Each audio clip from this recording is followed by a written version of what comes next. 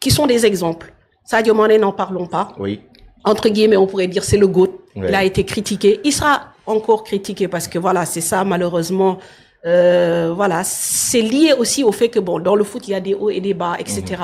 Mais bon, je trouve que ce sont vraiment des joueurs. Mais sa réponse a été quand même sa réponse a été très importante. Très ce direct. coup franc, oui, et direct, ce coup franc qu'il marque pour répondre à toutes ces. À ses détracteurs. À ses détracteurs. Non, mais bon, Sadio, c'est un compétiteur. Ouais. Vous pensez bien que ça lui a pas fait plaisir d'être critiqué. Ça fait 1 an qu'il n'avait pas marqué en équipe nationale. Oui. Je pense que ça l'a un peu, voilà, touché dans son ego. Mais un grand joueur reste un grand joueur. Et puis, il continue de travailler. On voit qu'il a toujours les mêmes conditions de travail. Il est très discipliné dans ce qu'il fait. Oui. Et donc, à un moment ou à un autre, il peut te décanter une situation. Et je pense que aussi ça, Pape Thiaw l'a compris. Mais aussi, Sadio, à un moment donné, bon, faudra juste qu'il prenne un peu plus de recul par rapport à ce qui se dit, qu'il ne le prenne pas trop à cœur. Oui. Parce que, comme on dit en Wolof, mënu fi def lu fi deful woon. Effectivement. Koo xam ne moo la yóbbu woon CAN 2022, gagné Ouais. loola ko. Il y a beaucoup de choses, en fait. Ouais. Sadio Mané, c'est une histoire dans l'histoire, quoi. Oui, Donc, tey, lu mu def rek plus la. Ouais. Pour man, dafa war a accompagner xale yi. Ouais. Gën leen dooleel, jox leen Effectivement. expérience am. Mais critiques yi moom ak football à la kuli al ñoo ànd. Ñoo ànd, Donc, dañuy obligé accepter ko. Effectivement. Mais démb tontom, barki démb, li mu def. Bon, taxaat na nit ñi gën a kontaanaat ci moom. Ouais. Et puis, voilà, moom aussi, je pense que ça va lui Et, faire du et bien. le mental, il a un mental de fer, hein. Sadio Technique, il a un mental de fer. Bah oui, Sadio Mané, comme vient de le dire Manfatou, en fait, c'est un conquérant, c'est un guerrier. Donc, Sadio, il a marqué en fait l'histoire du sport sénégalais d'abord et par la suite, bien sûr, l'histoire du football précisément. C'est une légende du football vivante. Donc, pour moi, en fait, il faut en profiter tant que nous le pouvons parce que certes, il a été critiqué. On se rappelle même, on l'appelait Samba Alar avant même que le Sénégal ne décroche sa première étoile. Ouais. Maintenant, à chaque fois, en fait, il nous sort quand même, c'est-à-dire, il nous fait gagner la Coupe d'Afrique. On se souvient du penalty face à l'Égypte, c'est lui qui l'a tiré. Oui. Il nous qualifie aussi à la Coupe du Monde face à l'Égypte et c'est encore lui qui nous offre un doublé face à la Mauritanie qui nous permet bien sûr de nous qualifier à la Coupe du Monde. Donc Sadio, c'est une légende qu'il faut respecter. Certes, on attend beaucoup plus à chaque fois de Sadio Mané, mais on peut pas du tout avoir le Sadio Mané de 2020 ou bien de 2021. Oui. Ça peut pas du tout en fait être. Maintenant, il faut savoir le gérer. Je pense que aussi le sélectionneur a joué un rôle très important parce qu'il est en train aussi de gérer, de bien gérer Sadio Mané en tant que bien sûr cadre dans cette équipe nationale. Effectivement, au-delà même de Sadio Mané, il y a aussi ce management au niveau des cadres. Il n'y a pas que Sadio, il y a Gana, il y a Koulibaly, il y a Ismaïla Sarr, il y en a plusieurs de ces cadres quand même qui ont fait pratiquement 9 ans ou 10 ans dans cette équipe du Sénégal et il faut savoir quand même les gérer avec cette nouvelle génération qui arrive dans cette équipe du Sénégal. Comme Manfatou vient de le dire, ça se voit bien que le courant passe entre Pape Thiaw et ses joueurs.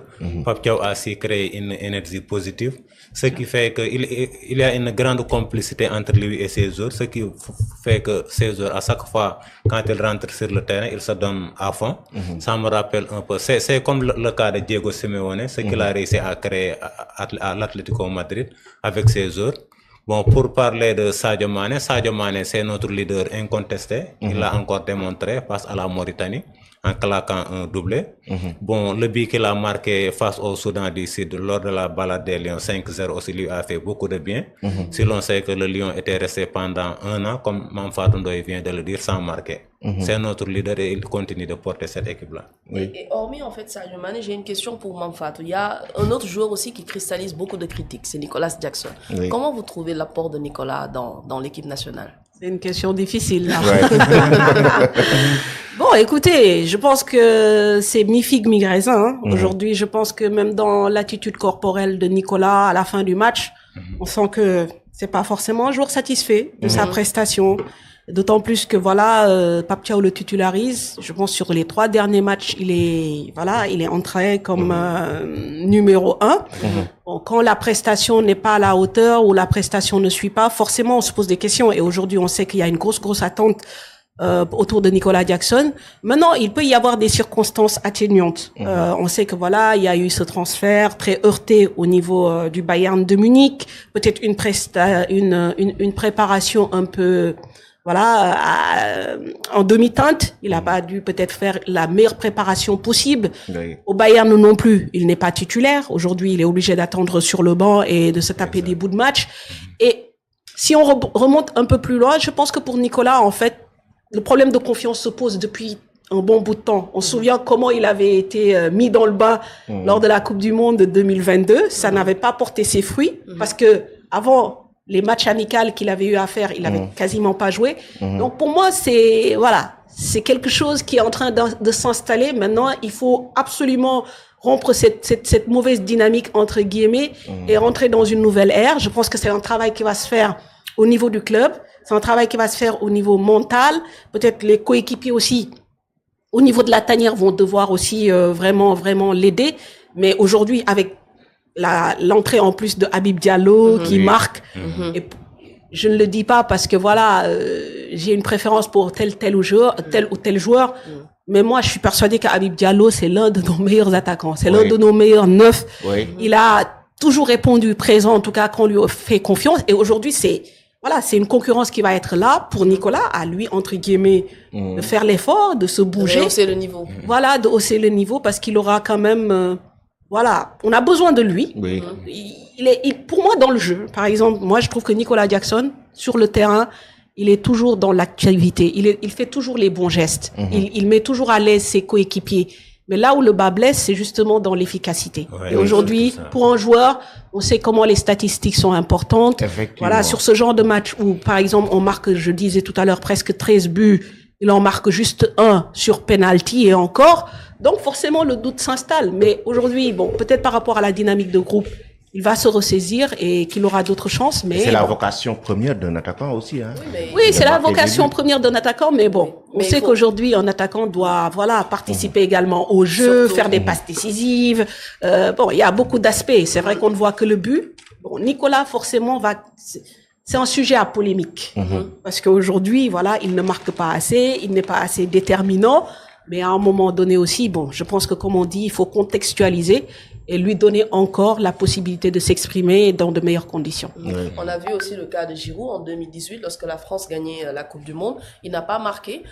Certes, il a participé au jeu et tout, mais en fait, en termes de statistiques, malheureusement, il a gagné certes la Coupe du Monde, mais il n'a pas marqué. Donc c'est quand même une tâche en fait pour un attaquant de participer à ces compétitions-là et de ne pas du tout marquer. Effectivement. Et les statistiques de Pape Thiaw dans tout ça, parce que Pape Thiaw en chiffres, c'est 12 matchs. Il a encaissé 4 buts, 28 buts marqués, 10 victoires, donc 2 matchs nuls et 0 défaite. Ça quand même, c'est des statistiques quand même impressionnantes.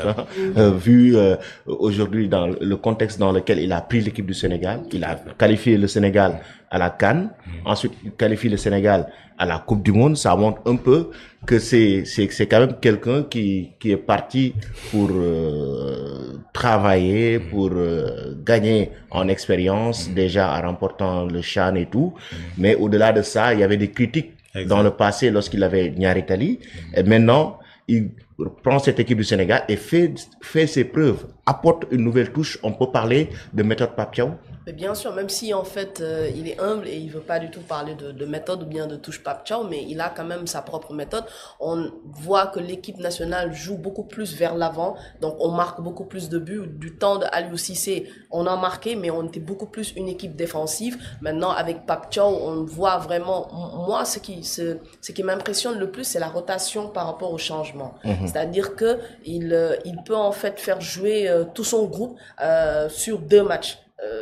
On a vu en fait l'entrée de Ilay Kamara lorsqu'on était à Djouba. On a vu pour ce dernier match l'entrée de Nampalys Mendy qui est revenu en fait en équipe nationale. On a vu aussi les entrées de Chérif Ndiaye, Habib Diallo pour leur montrer que eux aussi ils font partie de ce groupe-là. Et à chaque fois en fait lorsque il y a un changement, il y a aussi une satisfaction. On a vu le jeune Cheikh Tidiane Sabaly, dès lors qu'il est entré, il fait aussi basculer un match. Donc, ce qui veut dire qu'il y a une touche Pape Thiaw et c'est apprécié. C'est aussi apprécié le fait qu'il ait cette proximité-là avec certains cadres. On le voit souvent discuter avec Sadio Mané, avec Kalidou Koulibaly, Edouard Mendy, ce qui prouve vraiment qu'il est là pour faire jouer cette équipe-là, pour vraiment utiliser en fait une bonne ossature de cette équipe-là, pour bien sûr, on espère l'amener à la victoire à la CAN. Et aussi, c'est un fait, sous l'ère Pape Thiaw, l'équipe du Sénégal